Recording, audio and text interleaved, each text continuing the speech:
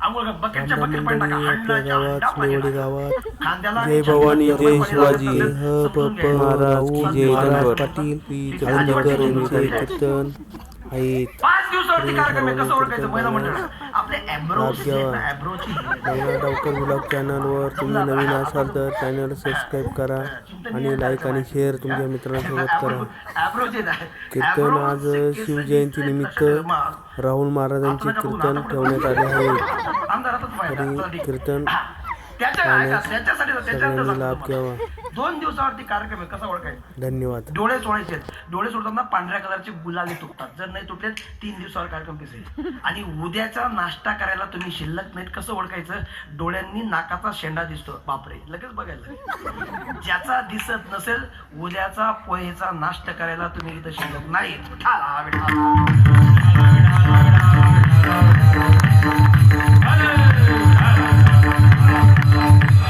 जर जगायचं असेल तर ही भावना तुमच्या मनात असली पाहिजे.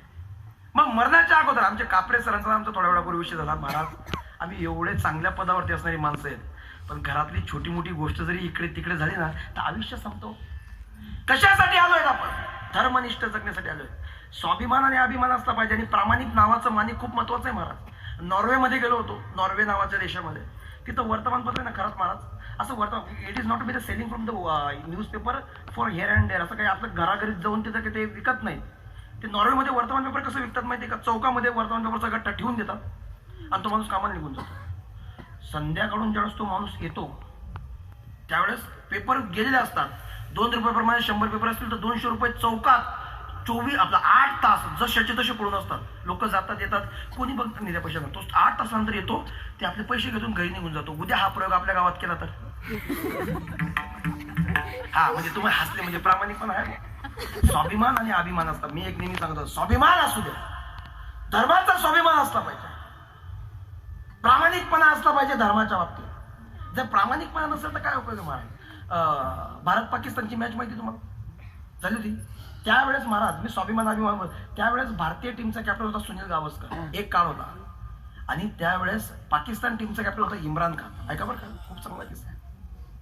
कराचीमध्ये मॅच चाललेली होती. मॅच सुरू झाली, बरोबर, मॅच सुरू झाली, संपली. आणि संध्याकाळी इम्रान खान म्हटला, इम्रान खान आता पाकिस्तानचा राष्ट्राध्यक्ष पण होता बघा. इम्रान खान सुनील गावस्कर म्हटला, गावस्करजी चला तुम्हाला पाकिस्तान दाखवतो. पाकिस्तान. गावस्कर म्हटला, तू काय आम्ही फेकलेलं 55 वर्षाचा कुत्र्यासारखा तुकडा म्हणजे तुझा देश, आणि तू काय दाखवतो मला? पण म्हटलं जाते पाहुण्यांचं काय अपमान करायचं. चला गेले. एक सुंदर असा बंगला, इतका भारी बंगला. त्या बंगल्यामध्ये ते एंटर केले दोघांनी. त्या बंगल्यातून सुंदर लावण्यवती स्त्री बाहेर आली. जशी ती स्त्री बाहेर आली त्या स्त्रीला ओळख करून दिली बरं का. जशी ती स्त्रीला ओळख करून दिली म्हटले, हा गावस्कर, हा भारतीय टीमचा कॅप्टन आहे का? तो भारतीय टीमचा कॅप्टन आहे. तो भारतीय टीमचा कॅप्टन आहे. गावस्कर नाव आहे त्याचं. आणि गावस्कर हा नुसता गावस्कर नाही तर चांगला बॅट्समन आहे, खूप चांगला फलंदाज आहे. याच्यासारखा सिक्सर आणि चौकार कोणी मारत नाही. याला लिटल मास्टर म्हणतात जगामध्ये. याच्यासारखा बॅट्समन नाही. त्या स्त्रीने इम्रान खानला एका मिनिटात सांगितलं, मी फक्त इम्रान खानला ओळखते, असा गावस्कर वगैरे मला माहित नाही. घरात येऊन जोड्याने कसं मारायचं तिथे दाखवलं. मी त्याला ओळखते ना, कोण गावस्कर फिवस्कर, मी फक्त तुला ओळखते. तिने तिचा देशाचं देशप्रेम दाखवलं, मी तुला ओळखते. मग गावस्करांचा चेहरा पडला. गावस्करांना मग त्या स्त्रीची ओळख करून दिली. हा जो बंगला आहे, हा बंगल्याची मालकीण ही स्त्री आहे. हिच्यासारखी सुंदर, ही नुसती सुंदरच नाही, हिच्यासारखी शास्त्रीय संगीतामध्ये पार्श्वगायिका, पाकिस्तानात सर्वात मोठी शास्त्रीय गायिका आहे. हे संगीतामधली पार्श्वगायिका आहे. हिचं नाव मुमताज. हिच्यासारखं गायन जगात कोणीच करत नाही. त्यावेळेस गावस्करनी एकच वाक्य बोललं, मी फक्त लता मंगेशकर ओळखतो, असं मुमताज वगैरे मला माहिती नाही. भाव महत्वाचा आहे, तुझा स्वाभिमान महत्वाचा आहे. जर माझा स्वाभिमान खराच महाराज हे जर आमच्या भागातील असतं तर तो आमचा स्वाभिमान आहे. जर महाराज जे आमच्या गावातले गात असतील तर आमचा स्वाभिमान आहे. महाराज गातात, मग महाराजांनी सांगितलं, मग महाराजांवर चर्चा करायची. महाराजांना ते चुकलंच बरं का. अरे तू येऊन बघ, बोलून वा, म्हणून बघ तू एखादी चाल काय लागते ताकद. स्वाभिमान असला पाहिजे. देश धर्माचा स्वाभिमान असला पाहिजे. छत्रपती शिवाजी महाराजांच्या समोर शिवाकाशी देतो. राजा तुम्ही फक्त जावं, राजा तुम्ही फक्त जा.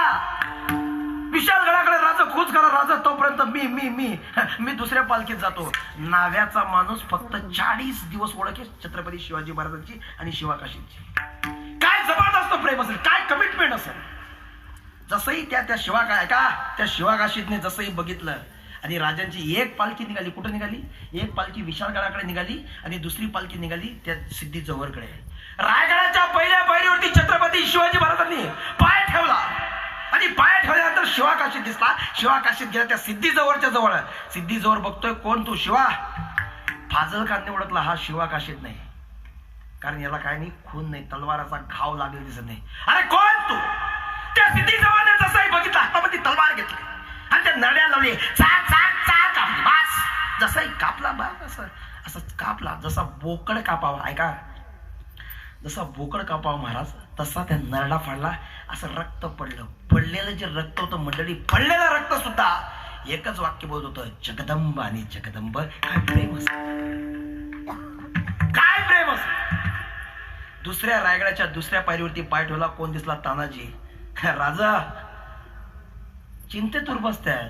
अरे कुठं कुठे फेरी काढली? राजा नाही नाही, रायबाचं लग्न आहे राज, आणि रायबाच्या लग्नात यावं लागतं बरं का तुम्हाला. अरे ताना, रायबाचं लग्न? पण मला थोडस, त्या तानाजीने फक्त महाराजांचा चेहरा बघितला आणि सांगितलं, राज काहीतरी टेन्शन मध्ये दिसतायत की तुम्ही. नाही रे, तो हिरवा जो फडक दिसतंय ना, ते कुठं कोंडाण्यावरती, तो कोंडाणा घ्यायचं मन करतोय, कोंडाण्याची मोहीम आखतोय. यांना कोणाला तरी ती कोंडाण्याची मोहीम द्यायची. राज असं अजिबात नाही. रायबाचा लग्न बाजूला, आधी लगीन कोंडाण्याचा आणि मग रायबाचा राजा. हा द्या मला मोहीम. जशी मोहीम घेतली आहे का मंडळी, जशी मोहीम घेतली, छत्रपती शिवाजी महाराज नव्हते बोलत, पण त्या उदयभानाबरोबर लढला. अरे 42 वर्षाचा त्या म्हाताऱ्या माणसाला त्यांना 25 वर्षाच्या माणसाबरोबर युद्ध केला. युद्ध म्हणजे असं, युद्ध म्हणजे काही सोपं काम आहे का? एक वार केला का 5 वार, जशा तलवारींचा नुसता घाट आणि भागता गाव भास. काय जबरदस्त ताकद असेल त्यांच्यामध्ये. हा ते युद्ध असं होतं का? युद्ध का? हे थांब, एक वेळा घेतो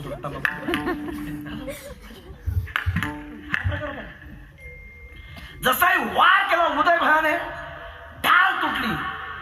आपल्यासारखं राहिलं असतं, ए काय अक्कल बिक्कल आहे का तुला? ढाल तुटली, राहतो 5 मिनिटं थांब. असं नाही, एका क्षणात वार होत आहेत, एका क्षणात वार होत आहेत.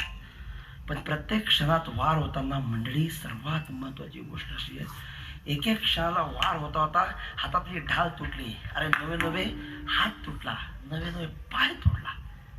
एक हात आणि एक पाय तोडल्यानंतर सुद्धा ज्यावेळेस उदयभानाने मुंडकं उडवलं, मुंडकं उडल्यानंतर सुद्धा त्या तानाजीचा देह आणि तानाजीचा चेहरा फक्त एकाच वाक्यासाठी धडपड करत होता, मला काही झालं तरी कोंडाणा घ्यायचं असेल, काही कमिटमेंट असेल, राजा मेलो चालेल, मी मेलो चालेल, पण कोंडाणा घेतल्याशिवाय परत येत नाही. तानाजी मेला, मेल्यानंतर कोंडाणा भेटला. आणि मरताना सुद्धा प्रॉमिस काय असतं ते तानाजीने सांगितलं. रायगडाच्या तिसऱ्या पायरीवरती छत्रपती शिवाजी महाराज पाय ठेवतात. कोण दिसतो? बाजीप्रभू देशपांडे. आजकाल ब्राह्मणांना लोक खूप शिवाय देतात. मी असं म्हणतो, ब्राह्मणांना अजिबात बोलू नका. आपला धर्म जर टिकवायचे काम करायचं असेल तर ते ब्राह्मणांनी केलंय महाराज. इथं सध्या लोक म्हणाले भाटण या आसन, ब्राह्मण तसन, ब्राह्मण आसन, ब्राह्मणांनी असं केलं, ब्राह्मणांनी तसं केलं. अरे ब्राह्मणांनी काहीच नाही केलं. त्यांच्या 8 पिढ्या शिकलेल्या आहेत. तुमच्या घरात किती पिढ्या शिकल्या तुम्ही बघा. विद्वत्तेचा कळस आहेत ती माणसं. इथं आपल्या बुद्ध्या कमी पडतात, तिथे त्यांच्या बुद्ध्या चालतात.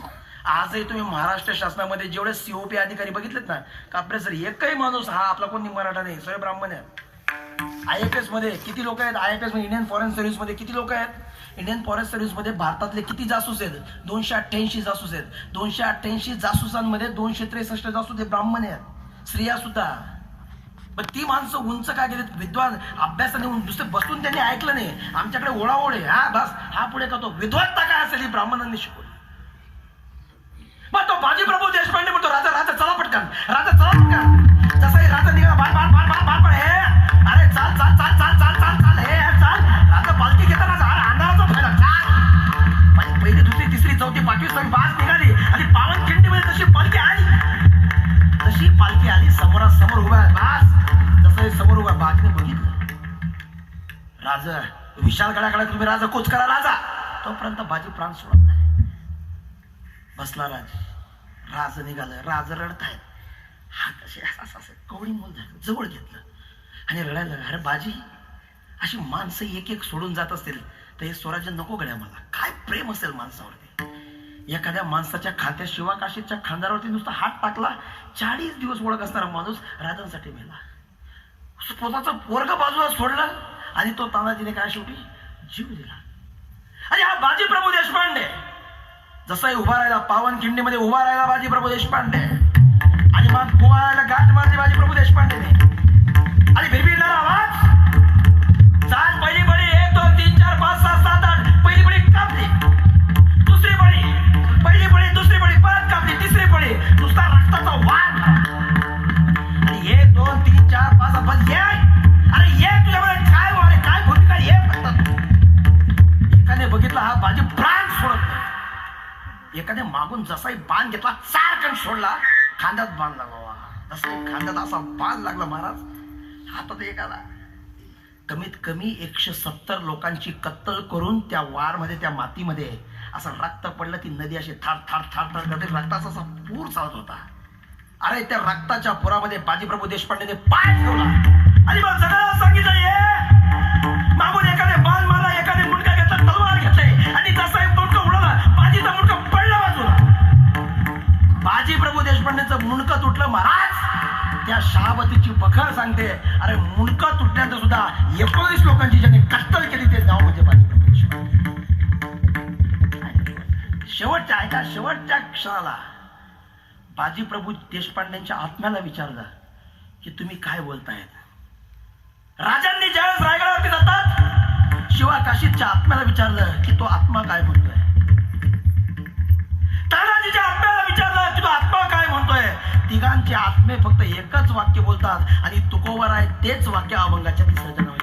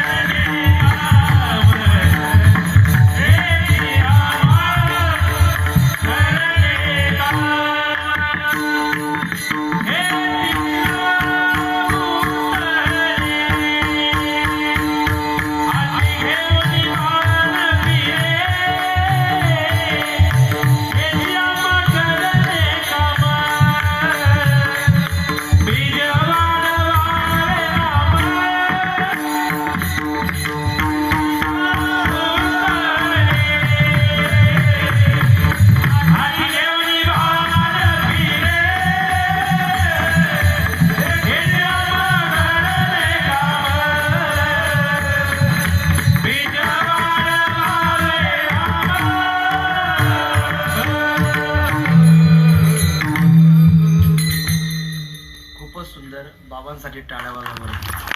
हा प्रमाण म्हणजे काय असतं माहिती का, त्या क्षणाला ते प्रमाण त्या रागात झालं पाहिजे किंवा त्याच्यामध्ये तो भाव दिसला पाहिजे. वा सुंदर, अगदी गोड. सर्वांनी हात वरती करा. फक्त मी तुमचे 10-15 मिनिटं घेणार आहे. जास्त सुखरूप जगायचं असेल तर असे पोरं धर्मनिष्ठ बनवा, तर तुमचं आयुष्य चांगलं आहे.